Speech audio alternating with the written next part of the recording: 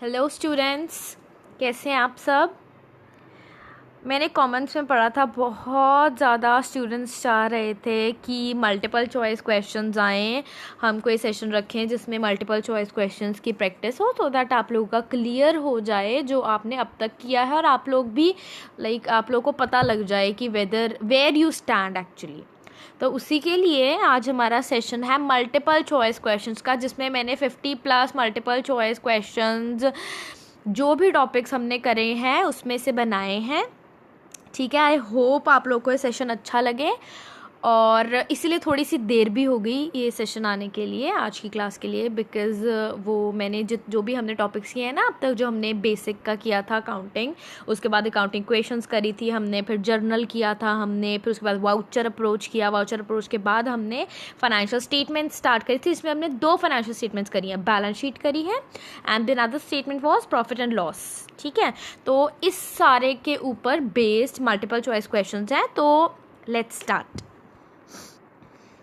So, our first question is accounting provides information on, जो हमारी accounting है वो information किस पे provide करती है। नंबर 1, कॉस्ट या फिर इनकम फॉर द मैनेजर्स, जो मैनेजर्स को इनकम दी जाती है या कोई भी कॉस्ट है उनके ऊपर लग रही, उसके बारे में बात करते हैं हम। दूसरा, कंपनी की कोई टैक्स लाइबिलिटीज़ हैं उसके बारे में, फॉर अ पर्टिकुलर ईयर, कुछ एक साल की या किसी भी साल की कोई भी कंपनी के टैक्स लायबिलिटी, उसके बारे में बात करते हैं। या फिर फाइनेंशियल कंडीशंस जो कि हैं इंस्टीट्यूशंस की, जो भी ऑर्गेनाइजेशंस हैं उनकी, या फिर सबकी। देखो ये तो हमने पढ़ा था ना अकाउंटिंग में। चलो आप बताओ आंसर क्या है, सोच लो अपने माइंड में कौन सा आंसर होगा। ठीक है, now let me tell you what is the answer. The answer is option D. तो ऑप्शन डी क्यों है इसका आंसर? ऑप्शन डी इसका आंसर इसलिए है क्योंकि सबसे पहले हमने बताया कि अकाउंटिंग में क्या मतलब, सारी ट्रांजैक्शंस जो भी क्वांटिटी के बेस्ड पे हो, ठीक है ना, क्वांटिटी बेस्ड हो, वो सारी ट्रांजैक्शंस हम रिकॉर्ड करते हैं अकाउंट्स में। तो अकाउंटिंग बेसिकली क्या है, जो कि इन्फॉर्मेशन हमें किस में, चाहे वो इनकम है चाहे कॉस्ट है मैनेजर्स की, क्योंकि क्यों सैलरी तो उनको भी देते हैं ना हम लोग। उसके बाद कोई भी टैक्स लाइबिलिटी क्या होती है, कुछ भी हमने पे करना है, कोई टैक्स पे करना है हमने। उसके बाद कोई भी फाइनेंशियल कंडीशन क्या है, हमारी फाइनेंशियल कंडीशन हमने क्या पढ़ा था। फाइनेंशियल कंडीशन मीन्स हमारी जो है, हमारी ऑर्गेनाइजेशन है, वेदर वो प्रॉफिट अर्न कर रही है या वो लॉस में जा रही है। तो ये सारी चीज़ें ही पढ़ते हैं हम अकाउंट्स में। तो accounting provides information on all of the above. Okay, जिनका गलत है डोंट वरी, अभी देख लीजिए, ये सारे के सारे ऑप्शंस ही हम अकाउंटिंग में पढ़ते हैं। Okay, so let's move on the next one. The long-term assets that have no physical existence but are rights that have value is known as current assets, fixed assets, intangible assets या फिर investments। देखिए अपना answer सोच लीजिए। चलो अब मैं बताती हूँ ये कह क्या रहा है क्वेश्चन में। ये क्वेश्चन में बोल रहा है द लॉन्ग टर्म एसेट्स, कोई लॉन्ग टर्म एसेट्स हैं जिनका कोई भी फिजिकल एग्जिस्टेंस नहीं है। जैसे हम ह्यूमन बींग्स हैं, हमारा फिजिकल एग्जिस्टेंस है ना, हम कहीं बैठ सकते हैं, वी ऑक्यूपाई स्पेस। ये सारी चीज़ें जिनका फिजिकल एग्जिस्टेंस होता है वो चीज़ें ही कर पाती हैं। अगर जिसका फिजिकल एग्जिस्टेंस होगा ही नहीं तो वो स्पेस कहाँ से लेगा। लेकिन चाहे वो फिजिकल एग्जिस्टेंस चीज़ का नहीं है, लेकिन उसकी वैल्यू है। वो क्या चीज़ है, ये मैंने सबको करवाया हुआ है, वो है हमारा इंटैंजिबल एसेट। जिन्होंने इंटैंजिबल एसेट लिखा है वेरी गुड, बाकियों का जिन्होंने कुछ और लिखा है तो प्लीज़ अब समझ लीजिए। तो इसका आंसर क्या होगा, इंटैंजिबल एसेट्स, क्योंकि सिर्फ इंटैंजिबल एसेट्स ही ऐसी एसेट्स हैं जिनका कोई भी फिजिकल एग्जिस्टेंस नहीं होता है। ओके, आगे बढ़े, चलिए। The next one is patents, copyrights and trademarks are. देखो पेटेंट, कॉपीराइट और ट्रेडमार्क, ये सारे इसके सारे क्या हैं? क्या ये करंट एसेट हैं, क्या ये फिक्स्ड एसेट हैं, क्या ये इंटैंजिबल एसेट हैं, या फिर ये इन्वेस्टमेंट्स हैं? बताइए आप लोग, क्या है इसका आंसर? सोच लिया आप लोगों ने? चलिए लेट मी टेल यू, इसका आंसर है अगेन इंटैंजिबल एसेट्स। ये भी इंटैंजिबल एसेट्स हैं। पेटेंट हो गया, कॉपीराइट हो गया और ट्रेडमार्क हो गया। आप करंट भी कह सकते हो, नो डाउट, लेकिन बट ये क्या है, करंट एसेट्स में तो आती है, लेकिन उसके आगे ये इनटैंजिबल में आती हैं ये असेट्स। ओके, चलिए let's move on. Next is sales income. The sales income credit या फिर cash of a business during a given period is called. देखो कुछ लोगों को आई गेस नहीं समझ में आएगा इसका आंसर क्या है, चलिए फिर भी सोच लीजिए इसका आंसर क्या है, फिर मैं आप लोगों को समझाती हूँ। द सेल्स इनकम क्रेडिट या फिर cash of a business during a given period is called. ये क्या बोल रहे हैं, ये कह रहे हैं कि कोई सेल करने से इनकम आ रही है हमारी, चाहे वो हमने सेल किस में करी है, कर्जा दिया है हमने या फिर हमने पैसे लिए हैं उस सेल्स के, तो वो क्या है, वो सेल्स मतलब जो इनकम आएगी उस सेल से वो क्या है, ट्रांजैक्शन है। देखो ट्रांजैक्शन तो हुई है, लेकिन वो तो ट्रांजैक्शन हुई है, सेल की ट्रांजैक्शन हुई है, लेकिन उसकी इनकम को क्या कहेंगे हम, ट्रांजैक्शन तो नहीं हो सकता। सेल रिटर्न का मतलब होता है हमने सेल करी है लेकिन सेल हमारी वापस आ गई है, मतलब हमने कुछ चीज़ें हमने बेची हैं लेकिन वो चीज़ें हमारे पास क्या आ गई हैं, वापस आ गई हैं, तो वो भी नहीं होगा, हमें तो इनकम हो रही है। एक हो गया परचेज रिटर्न कि हमने चीज़ खरीदी है और वो वापस आ गई है, क्या ये हो सकता है, नहीं, तो बचा क्या, टर्नओवर। अब ये दिमाग में बिठा लीजिए कि जो सेल से हमारी इनकम आती है ना सामान बेचने से, उसको टर्नओवर कहते हैं, ठीक है, उसको क्या कहा जाता है, टर्नओवर। सेल रिटर्न और परचेज रिटर्न पता लग गया। सेल रिटर्न मीन्स चीज़ हमने बेची है और वो चीज़ हमारी वापस आ गई है, तो वो क्या हुई, सेल रिटर्न। और परचेज मीन्स हमने कोई चीज़ खरीदी है, ठीक है, और वो हमने वापस करी है, तो that is purchase return. Clear, चलिए आगे बढ़ते हैं। Any written evidence in support of business transaction. कोई भी रिटन एविडेंस जो कि होता है in support of business transaction. चलिए बताइए इसका आंसर, सोच लिया आप लोगों ने। आई विश कि ये लाइव सेशन होता, don't worry, if possible we'll soon have a live session too. तो चलो अभी सोच लो इसका क्या है। एनी रिटन एविडेंस, कोई भी रिटन एविडेंस जो कि किससे सपोर्ट में होता है, बिजनेस ट्रांजैक्शन के सपोर्ट में। क्या आंसर है उसका, ये सबको पता होना चाहिए अगर आपने मेरे सेशंस देखे हैं तो। इसका क्लियरली आंसर वाउचर है, ये मैंने बताया था। कोई भी रिटन एविडेंस जो कि किसके सपोर्ट में होता है, कोई भी बिजनेस ट्रांजैक्शन के सपोर्ट में, that is known as a voucher. अभी रिसेंटली हमने किया है ये। ओके, चलिए आगे बढ़ते। इसमें तो समझाने वाला कुछ है नहीं था, जर्नल हमें पता है, लेजर और लेजर पोस्टिंग आप लोगों ने नहीं किया है, तो वैसे भी ये वाउचर ही था, क्योंकि वाउचर किससे रिलेटेड है, रिटन एविडेंस से, ठीक है ना, ये इसका की पॉइंट था, रिटन एविडेंस। आगे बढ़ते हैं। The account that records expenses, gains and losses। कोई भी एक अकाउंट जो क्या रिकॉर्ड कर रहा है, एक्सपेंस खर्चे, गेन इनकम्स और लॉसेस, ये भी क्या है, खामियां। वो लॉस को प्रॉफिट कमाई होती है और लॉस क्या होता है हमारा, घाटा, ठीक है। तो ये चीज़ें किस में रिकॉर्ड करते हैं, देखो मैंने आप लोगों को 3 अकाउंट्स कराए थे ना, पर्सनल अकाउंट, रियल अकाउंट और नॉमिनल अकाउंट। पर्सनल कौन सा था, पर्सनल अकाउंट था जिसमें पर्सन्स आते हैं, रियल में क्या आते हैं, असेट्स आते हैं, और नॉमिनल कौन सा था, जिसमें क्या आते हैं, expenses, incomes, gains and revenues. तो ये कौन सा है, नॉमिनल है इसका आंसर। ओके, चलिए let's move on. Real account अभी बताकर हटी हूँ, चलो आप बताओ इसका आंसर क्या होगा। डीलिंग विद क्रेडिटर्स और डेटर्स, डीलिंग इन कमोडिटीज़ क्या होती है, गुड्स को कह देते हैं, या फिर गेन्स एंड लॉसेस, या फिर सारे। इसका क्लियरली आंसर है option B, which means dealing in commodities. Okay, because ये क्रेडिटर्स और डेटर्स कौन होते हैं, ये तो पर्सन्स होते हैं, तो पर्सन तो हम पर्सनल अकाउंट में लेते हैं। उसके बाद गेन्स लॉसेस अभी बताकर हटी हूँ किस में लिया जाएगा, नॉमिनल अकाउंट में लिया जाएगा। तो बचा कौन सा, second option, that is dealing in commodities. और कमोडिटीज क्या होती है, गुड्स को हम किस में लेते हैं, एसेट्स में लेते हैं। Okay, let's move on. Next is in journal the business transaction is recorded. ये जो जर्नल हमारी होती है, जर्नल करा है ना हमने टॉपिक एक, जब हमने अकाउंटिंग इक्वेशन करी थी तो हमने जर्नल भी किया था। तो जो जर्नल है जो बिजनेस ट्रांजैक्शन है उसमें रिकॉर्ड किस तरीके से करते हैं। Number 1 same day, number 2 next day, number 3 once in a week, हफ्ते में एक बार, या फिर महीने में एक बार, बताओ। सेम डे करते हैं, मैंने बताया था जर्नल एंट्री हम तब करते हैं जब हमारा हुआ ना ट्रांजैक्शन, उसी वक्त हमने वो ट्रांजैक्शन रिकॉर्ड कर देनी है, मीन्स उसी दिन ही रिकॉर्ड करेंगे, अगले दिन भी नहीं रिकॉर्ड करते हैं इसको। ओके चलिए let's move on.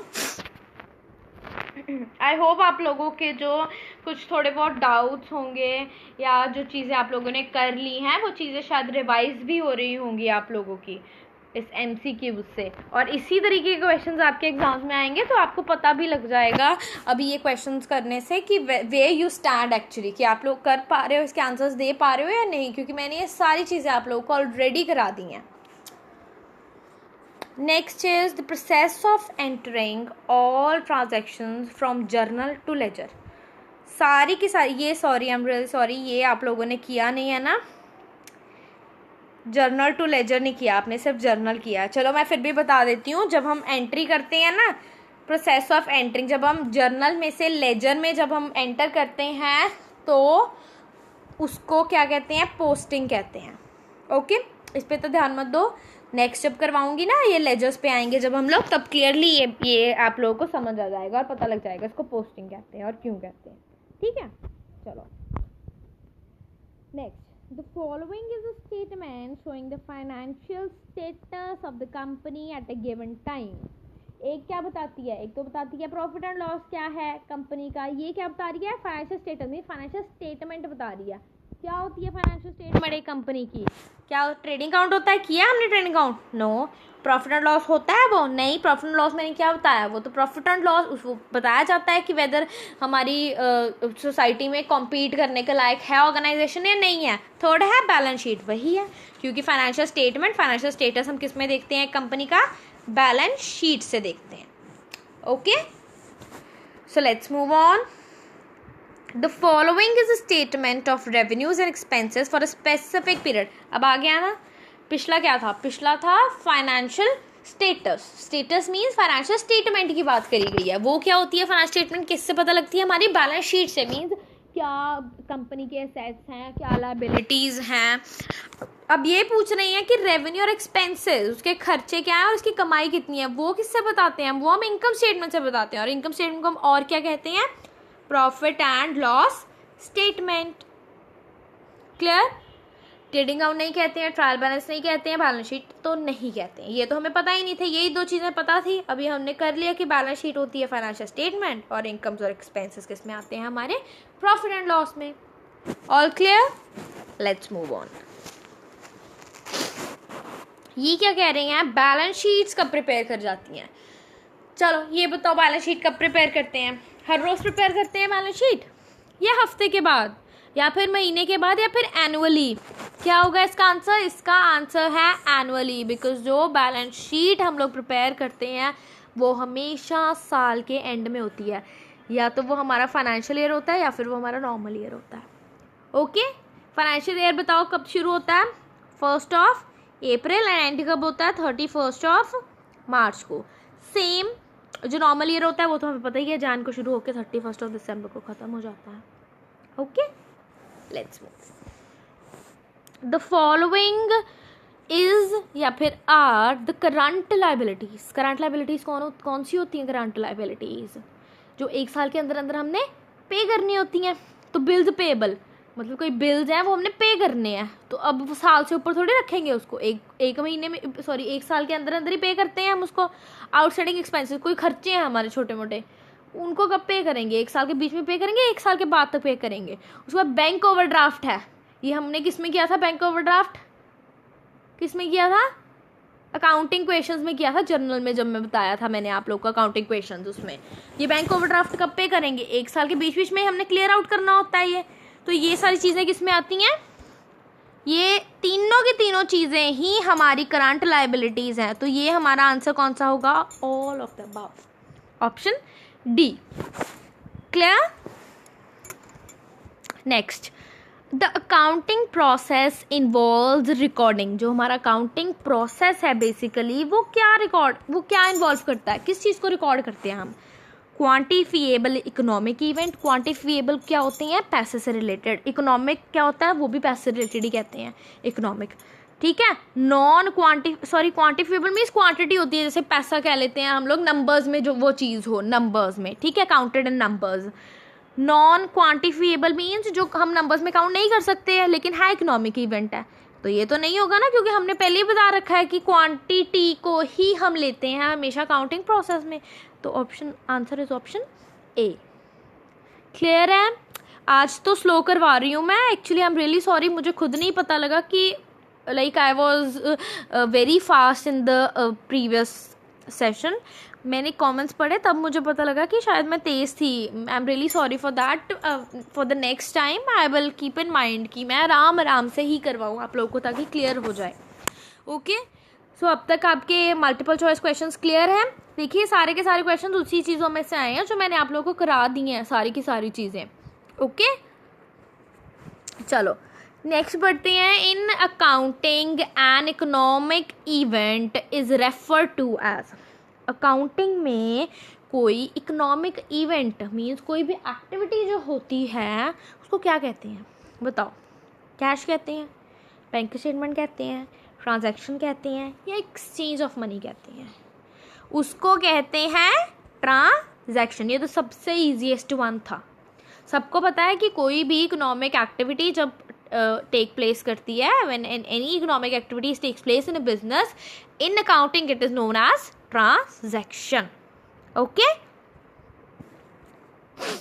Dash is the first phase of accounting cycle. Accounting cycle means accounting cycle जो हमारा चलता है उसका सबसे पहला स्टेप क्या है, पहला फेज क्या है? अब सबको ना यहाँ पे जर्नल दिख रहा होगा क्लियरली, है ना? चलो आंसर बताओ, आंसर सोच लो पहले आप अपने माइंड में। Just set an answer in your mind, then I will explain you. क्या है, सोच लिया? सबने बी सोचा होगा, मोस्टली बी सोचा होगा सबने, है ना? देख लो, कोई नहीं, take your time.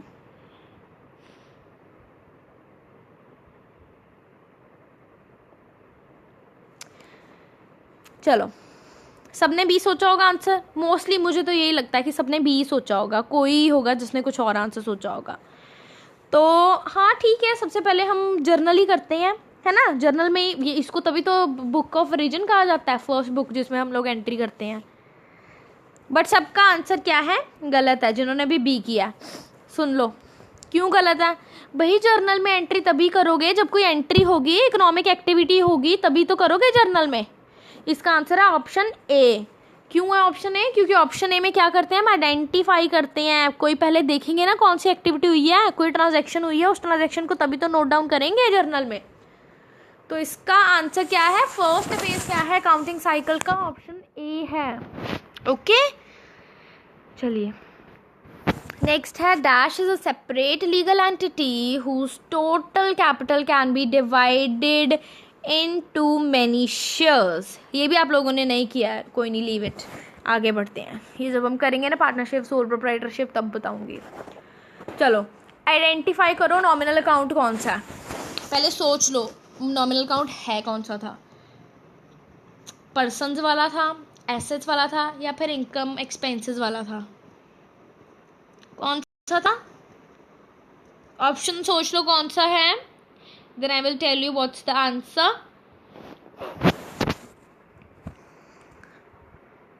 Answer is option D, क्योंकि हमने थोड़ी देर पहले ही बात करी थी कि जो रियल अकाउंट है, रियल अकाउंट में हम क्या लेते हैं, एसेट्स। जो मशीनरी होगी, बिल्डिंग होगी, हमारा क्रेडिटर्स क्या है, ये तो लायबिलिटी है ना। तो उसके बाद डी क्या है, हमारा रेंट और एक्सपेंसेस अकाउंट, क्योंकि हम नॉमिनल में क्या लेते हैं, हमेशा एक्सपेंसेस लेते हैं और इनकम्स लेते हैं। तो क्या है इसका answer? Option D. Next, which of the following accounts can be classified as real account? अब बताओ भाई, रियल अकाउंट में क्या क्या आएगा?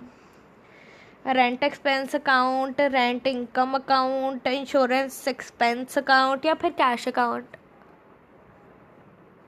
सोचिए इसका आंसर। इसका आंसर है ऑप्शन डी, क्योंकि एक्सपेंसेस और इनकम्स आ गए पहले 3 अकाउंट्स में, एक्सपेंस आ गया, इनकम आ गया, एक्सपेंस आ गया। ये तीनों किसके पार्ट हैं? ये तीनों हैं नॉमिनल अकाउंट के पार्ट। तो कौन सा बचा? कैश। ये तो हमें पता ही है, cash is an asset and assets किस में लेते हैं हम? रियल अकाउंट्स में। Clear? Let's move on. Capital of business decreases if there is an increase in. ध्यान से सुनना। Capital of a business decreases. Capital है जो बिजनेस का, वो कम होता है कब? जब क्या इंक्रीज होती है हमारी? सबसे पहले तो ड्राइंग्स मीन्स पैसा निकालना, इनकम मीन्स कमाई होना, गेन मीन्स कमाई होना, फ्रेश कैपिटल मीन्स कमाई होना। देखो अगर आप देखोगे ना, ये तीन तो वैसे जैसे सेम है, ये तीनों के तीनों कमाई हो रही है। अगर आपको नहीं पता ना ड्राइंग्स क्या होती हैं, बाकी चीज़ों में किसी में डाउट है, तो इतना तो पता है ना, तीनों की तीनों कमाई हो रही है। नीचे ये भी नहीं लिखा हुआ ऑप्शन बी, सी और डी, तो बचा कौन सा? A option. ठीक है, लेकिन मैं अब आपको समझाती हूँ इसका है क्या मतलब। वो कह रहे हैं कैपिटल क्या होती है? जब हम बिजनेस स्टार्ट करते हैं तो पैसा लेके आता है ना ओनर, पैसा लगाता है बिजनेस में, उसको क्या कहते हैं? कैपिटल कहते हैं। अब वो कैपिटल हमारी डिक्रीज हो रही है, मीन्स पैसे कहीं जा रहे हैं, हम कहीं लगा रहे हैं पैसे। ऑब्वियस सी बात है, ये अगर पैसे आएंगे, इनकम होगी, गेन होगी, या कैपिटल फ्रेश आ रहा है मीन्स और कैपिटल आ रहा है, तो उससे तो कैपिटल हमारा इंक्रीज होगा, डिक्रीज थोड़ी होगा। तो डिक्रीज कब होगा? जब हम पैसे निकालेंगे उसमें से। तो पैसे निकालना क्या होता है? ड्राइंग्स होती हैं वो।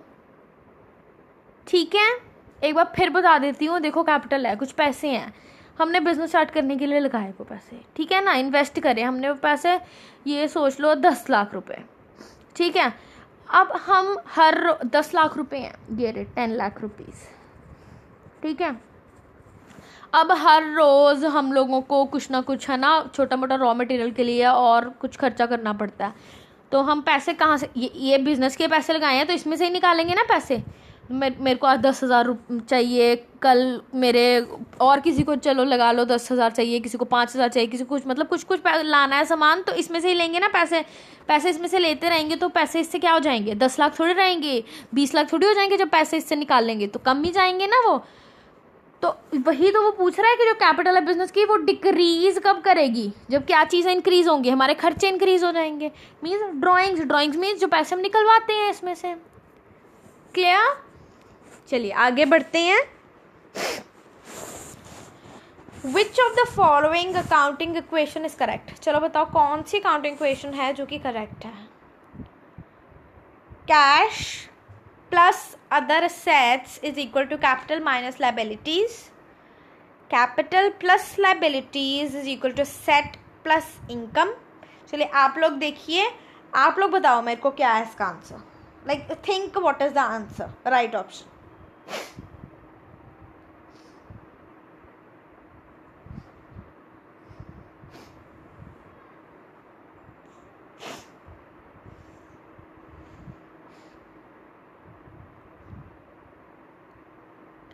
The right answer is option C.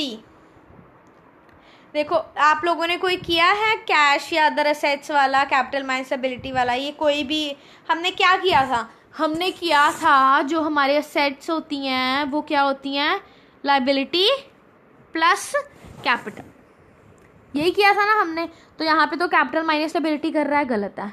दूसरे में क्या कर रहा है? इनकम भी ऐड कर रहा है असेट्स के साथ, ये तो हमने पढ़ा ही नहीं था।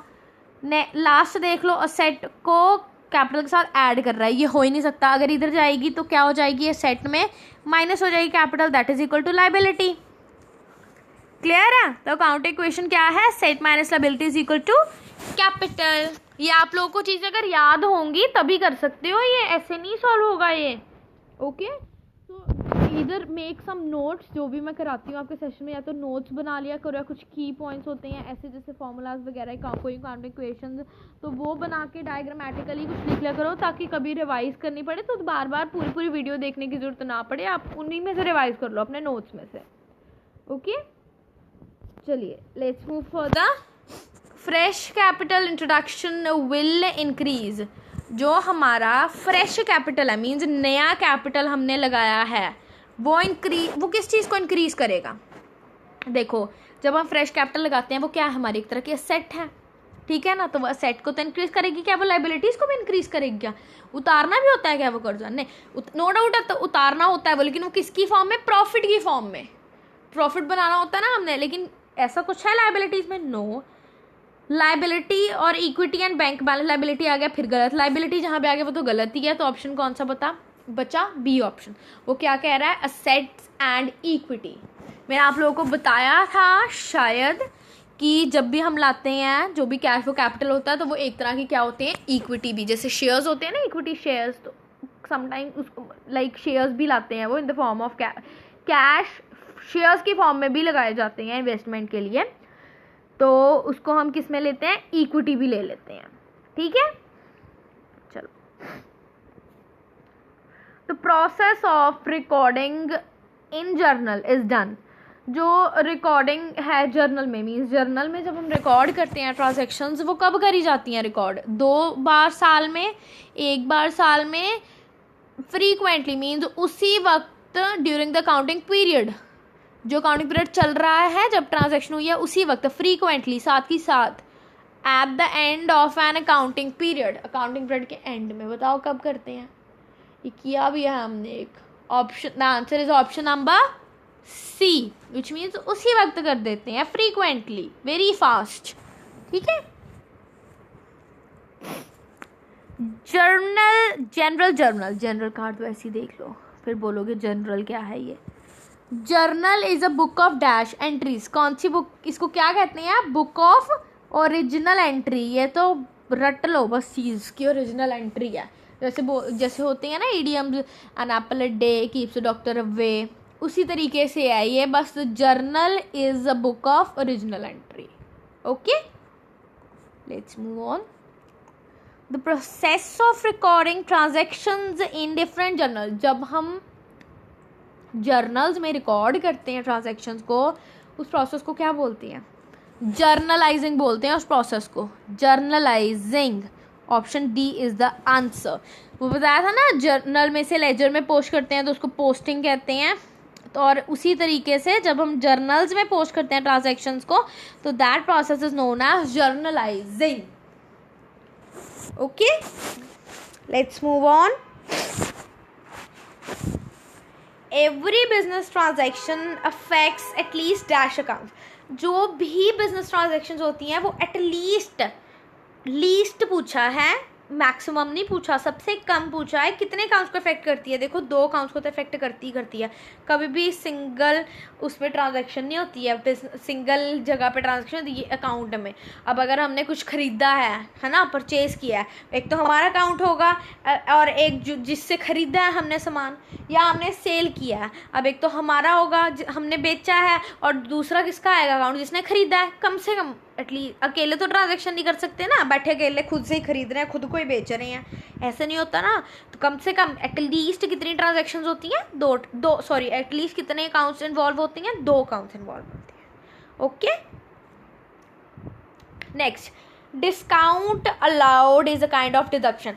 ये मैंने आप लोगों को ना डिस्काउंट वाला कंसेप्ट कराया हुआ है, मुझे याद आ रहा है, मैंने अभी रिसेंटली कराया था आपको डिस्काउंट वाला ये कॉन्सेप्ट, कि जब हम डिस्काउंट देते हैं तो किस में देते हैं वो डिस्काउंट, एक तो किसको देते हैं, मींस डिडक्शन जो होती है वो, जैसे वो नहीं कराया था मैंने आप लोगों को, बैड डेट्स होते हैं, डेटर्स, जैसे हमने सेल करी है ना, चीज़ें हमने सेल करी तो पैसे आने थे, अगर उसको हम बोल रहे हैं कि अगर तू हमें 1 हफ्ते में पैसे दे देता है तो हम तेरे को इतना % डिस्काउंट देंगे, और 10%, अगर तू अभी पेमेंट करा दे तो हम 20% तेरे को वो दे देंगे डिस्काउंट। तो किसको दे रहे हैं हम डिस्काउंट, वो डिडक्शन किस में से हो रही है, क्या अकाउंट पेबल कौन होते हैं, जिनको पैसा देना होता है, पे करना होता है। रिसीवेबल्स कौन होते हैं, जिनसे पैसा लेना होता है। तो वो किस में होगी एंट्री, डिडक्शन किस में होगी, अकाउंट रिसीवेबल्स में से, डेटर्स के अकाउंट में से माइनस करते हैं हम डिस्काउंट। क्लियर है, आगे बढ़े। आई होप आप लोगों को समझ आ रहे हों, कोई डाउट होगी तो बता देना कमेंट्स में। द जर्नल एंट्री इन विच 2 और मोर अकाउंट इज डेबिटेड या फिर क्रेडिटेड, ये भी कराया हुआ है। कोई जर्नल एंट्री जिसमें दो या दो से ज़्यादा अकाउंट या तो डेबिट हो रहे हैं क्रेडिट हो रहे हैं, मतलब कुछ भी ट्रांजैक्शन हो रही है दो या ज़्यादा अकाउंट्स के बीच में, कौन सी होगी बताओ। मैं नहीं बताऊंगी इसका आंसर, आप लोगों ने बताना है, कमेंट्स में बता देना मेरे को लिख के। ABCD मत लिखना, सीधा मतलब बताना कि जर्नल एंट्री है, मल्टी एंट्री है, एडिशनल एंट्री है, फिर कंपाउंड एंट्री है। ये कराया हुआ मैंने कि दो से ज़्यादा अगर अकाउंट्स हमारे इन्वॉल्व हो रहे हैं जर्नल में तो उसको क्या कहते हैं। चलो move on further. Journals are also refer to as, ये अभी किया हमने, उसको क्या कहते हैं, books of original entries, option B. और कुछ पढ़ने की ज़रूरत ही नहीं है, पता ही है हमें कि जर्नल को क्या कहते हैं और बुक्स ऑफ ओरिजिनल एंट्री। चलो आगे बढ़ते हैं। So our next question is which report gives a review of the profitability of a business. कौन सी रिपोर्ट है जो कि क्या बताती है हमें, प्रॉफिटेबिलिटी। इसका मतलब क्या है कि वेदर प्रॉफिट है हो रहा है या फिर लॉस हमारे बिजनेस का। कौन बताता है ये बताओ। बैलेंस शीट बताती है, कैश फ्लो बताती है, statement of change and equity, है तो हमने किया ही नहीं। Cash flow, balance sheet, answer is income statement. Basically profit and loss statement बताती है ना कि प्रॉफिट हो रहा है या लॉस हो रहा है, तो वो प्रॉफिट एंड लॉस स्टेटमेंट उसको हम और क्या कहते हैं, income statement. So our answer is option D. Let's move on. कौन से असेट्स हैं जब हम उनको कौन से नहीं है, व्हेन है जब असेट्स को हम सब्ट्रैक्ट करते हैं लाइबिलिटीज़ में से, वो क्या बनाता है। देखो ये क्या था, असेट क्या होती है, लाइबिलिटी प्लस कॉस्ट होता है, तो लाइबिलिटी इधर आ गई है, ये क्या होगा हमारा कैपिटल। Answer is capital. चलो नेक्स्ट देखते हैं। गुडविल क्या है, goodwill is categorised under which assets. Goodwill को हम कौन से असेट्स के अंदर कैटेगराइज करेंगे बताओ। गुडविल क्या है, देख सकते हैं गुडविल को, नहीं देख सकते हैं हम लोग, तो ये कौन सा है, पहले ही पता है हमें, option number A, that is intangible. Which of the following options not recording in the balance sheet. ये है अच्छा क्वेश्चन। बैलेंस शीट में कौन सी चीज़ है जिसको हम रिकॉर्ड नहीं करते हैं। सबसे पहला कैश, कैश को रिकॉर्ड नहीं करते हैं भैया, सेट साइड्स पे आता है ये। रेंट एक्सपेंसेस, ये क्या है रेंट एक्सपेंसेस, ये तो हम नहीं रिकॉर्ड करते हैं, हम तो सेट्स लायबिलिटीज़ करते होते। रेंट एक्सपेंसेस किस में करते थे हम लोग, प्रॉफिट एंड लॉस स्टेटमेंट में करते थे, इनकम्स एंड गेन्स, है ना। तो ये क्या कौन सी चीज़ें जो हम नहीं रिकॉर्ड करते, और ध्यान से पढ़ना क्वेश्चन, इसमें नॉट रिकॉर्डेड है, ठीक है। कहीं कैश देख के पहले ही टिक मार दो, क्योंकि यहाँ पे देख लो बैलेंस शीट लिखा हुआ है, वहाँ पे लिखा नॉट रिकॉर्डेड, जो कि रिकॉर्ड नहीं करते हैं। बिल्डिंग भी रिकॉर्ड करते हैं, सेट है, गुडविल भी रिकॉर्ड करते हैं, सेट है। कौन सी चीज़ रिकॉर्ड नहीं करेंगे, that is option B, that is rent expenses, क्योंकि ये रेंट एक्सपेंस हम किस में रिकॉर्ड करेंगे, प्रॉफिट एंड लॉस स्टेटमेंट में। नेक्स्ट क्या बोल रहा है, द टर्म फाइनेंशियल स्टेटमेंट क्या कवर करती है। फाइनेंशियल स्टेटमेंट मीन्स हमने किया ना फाइनेंशियल स्टेटमेंट्स, वो क्या कवर करती है फाइनेंशियल स्टेटमेंट। दो ही चीज़ें पढ़ी हैं ना, वही दो चीज़ें बात करेंगे। पहले प्रॉफिट एंड लॉस बिल्कुल करती है, प्रॉफिट एंड लॉस, लेकिन उसके साथ साथ क्या करती है, एक और चीज़, बैलेंस शीट भी करती है। यहाँ पे क्या कह रहे हैं, balance sheet and profit and loss statement, appropriation account, appropriation किया हमने, नहीं जी ये भी नहीं है। थर्ड क्या कह रहा है, प्रॉफिट एंड लॉस भी करती है और बैलेंस शीट भी करती है, बिल्कुल सही है, ऑप्शन नंबर सी। हमने किया ना फाइनेंशियल स्टेटमेंट्स में 2 स्टेटमेंट्स पढ़ी हैं अब तक हमने, profit and loss statement as well as balance sheet.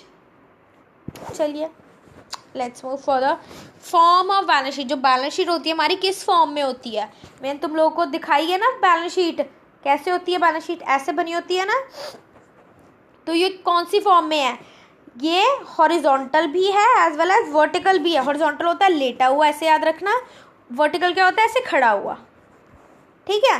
तो कौन सी फॉर्म है बैलेंस शीट, कौन सी फॉर्म में होती है, ये वर्टिकल भी होती है और एज वेल एज हॉरिजॉन्टल भी होती है, ऑप्शन सी है इसका आंसर।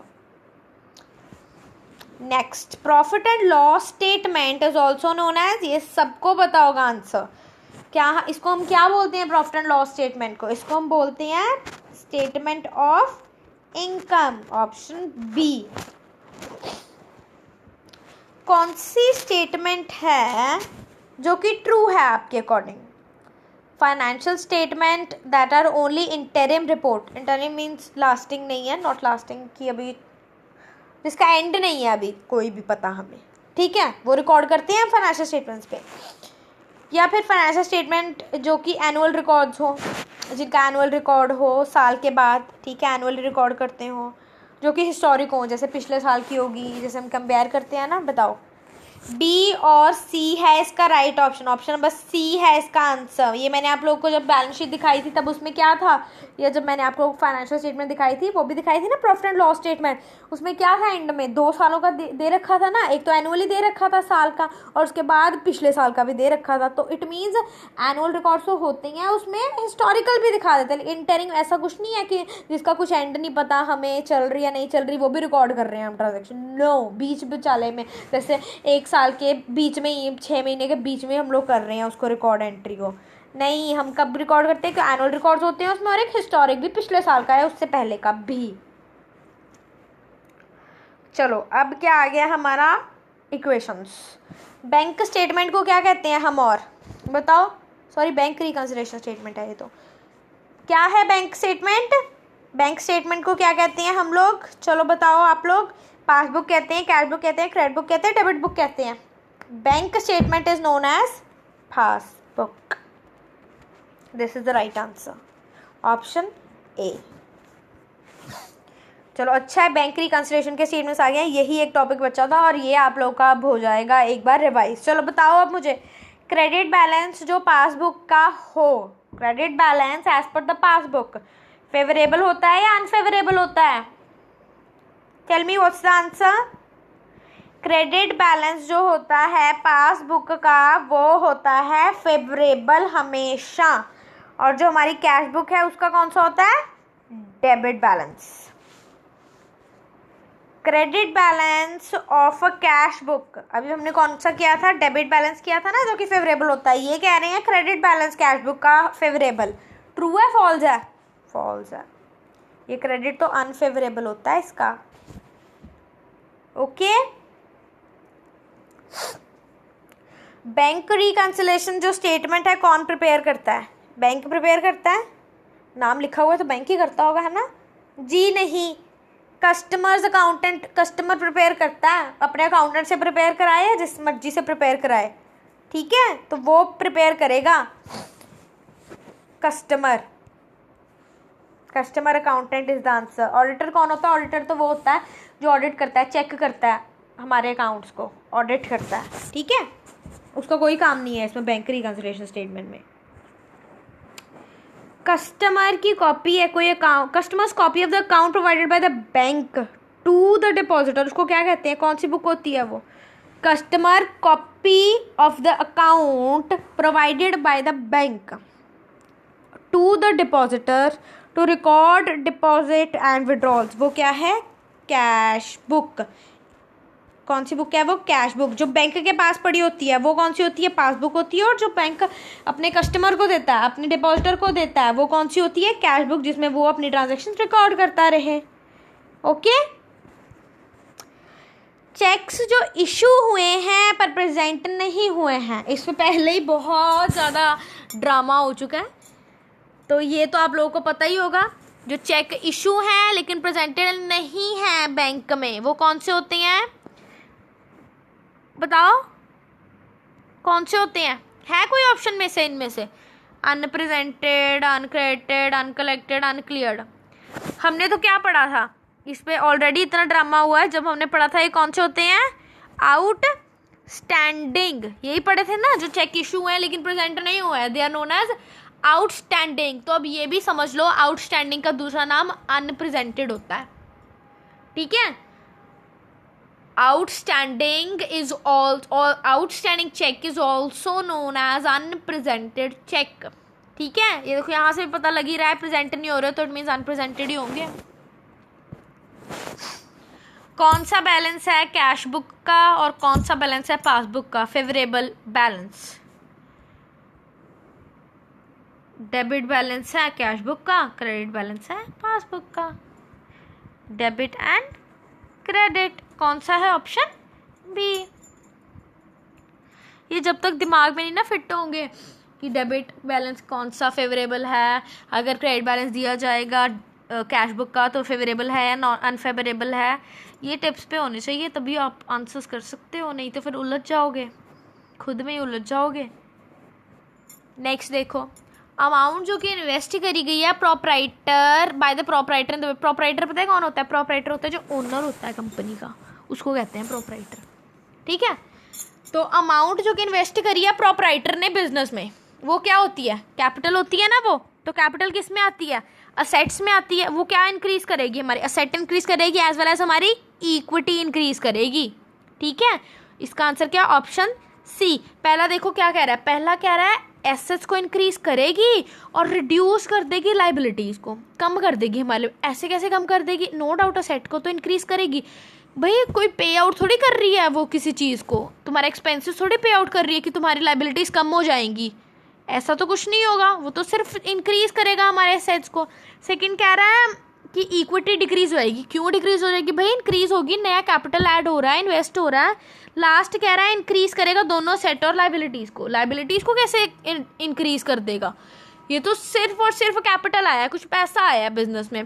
तो वो क्या था? मैंने एक ऑप्शन, अब एक आप लोगों को एमसीक्यू अभी पीछे भी करवाया था, इक्विटी बताया था ना कि इक्विटी में भी लेते हैं। तो वो क्या हो जाएगा? क्या इंक्रीज कर देगा? हमारा set as well as equity. Purchase of assets on credit. जब हम परचेज करेंगे कोई असेट्स को, किस पे? क्रेडिट पे। खरीदी जा रही हैं कोई भी वस्तुएं, किस पे? क्रेडिट पे, उधार पे। उसका क्या, किस पे इफेक्ट होगा? इंक्रीज होंगे असेट्स। ऑब्वियस सी बात है। देखो जब हम खरीद रहे हैं किसी चीज़ को, जैसे मेरे पास सपोज कोई भी फ्रूट नहीं है मेरे घर में, अब मैं कोई फ्रूट खरीद रही हूँ, चाहे मैं उधार पे खरीदूंगी वो फ्रूट, तो वो मेरे घर में फ्रूट्स क्या हो जाएंगे? उससे फ्रूट्स तो इंक्रीज होंगे ना, मीन्स असेट्स क्या होंगी? इंक्रीज हो जाएंगी। अब ये क्या है? उधार पे खरीद रहे हैं, क्रेडिट पे, तो मीन्स हमें क्या हो जाएगा? वो हमारा कौन बन जाएगा? क्रेडिटर, जिसको हमने क्या देने होते हैं? पैसे देने हैं। तो क्रेडिटर क्या है? हमारी लाइबिलिटी। ठीक है, तो एक तो क्या हो जाएगा ऑप्शन, हमारी क्या इंक्रीज हो रही है? असेट्स इंक्रीज हो रही हैं।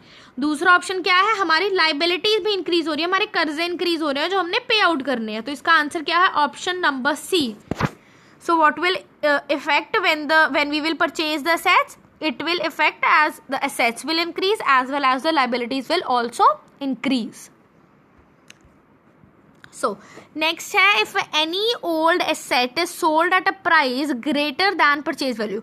देखो अगर कोई भी एसेट है, कोई भी पुरानी एसेट है हमारी, ठीक है ना, उसको हम बेच रहे हैं price greater than purchase value, that's great.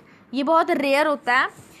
Suppose कोई चीज़ ली आपने, ठीक है, कुछ भी ले लो, एक साइकिल ली आपने, और जब वो साइकिल पुरानी होगी बहुत, ठीक है, अब जब वो आप उस साइकिल को बेच रहे हो तो जो उसका ओरिजिनल प्राइस था ना उससे भी ज़्यादा बेच रहे हो आप, तो उससे क्या हो जाएगा बताओ? ऑप्शंस क्या क्या है? लीव ओनर्स इक्विटी अनअफेक्टेड, कोई इफेक्ट नहीं पड़ेगा ओनर की इक्विटी पे। इंक्रीज करेगी owner equity to the extent of profit, decrease करेगी इक्विटी, डिक्रीज कैसे करेगी? ये तो हो ही नहीं सकता। लीव ओनर्स, ये भी नहीं हो सकता।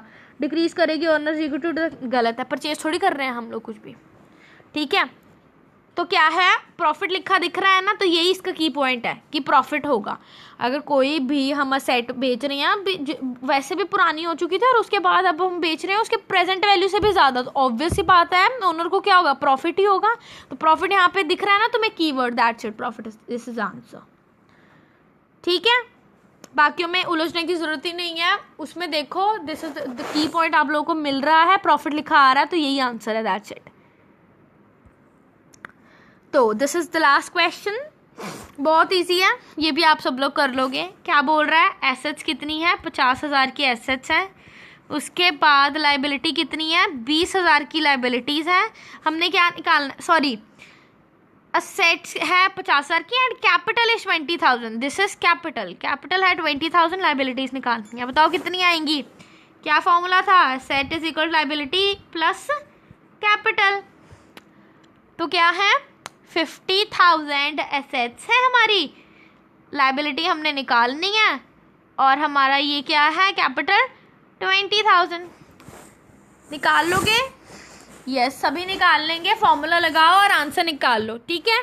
और वही जो आपका आंसर आएगा that option will be your answer, ठीक है। मुझे कमेंट सेक्शन में बताना एंड जस्ट टेल मी कि ये जो मल्टीपल चॉइस क्वेश्चंस थे whether these questions have helped you और नॉट. ओके, फिर उसके बाद हम आगे फर्दर स्टार्ट करेंगे और उसके बाद हम लोग कुछ और मल्टीपल चॉइस क्वेश्चंस करेंगे. Okay, so keep working hard and all the best to all of you.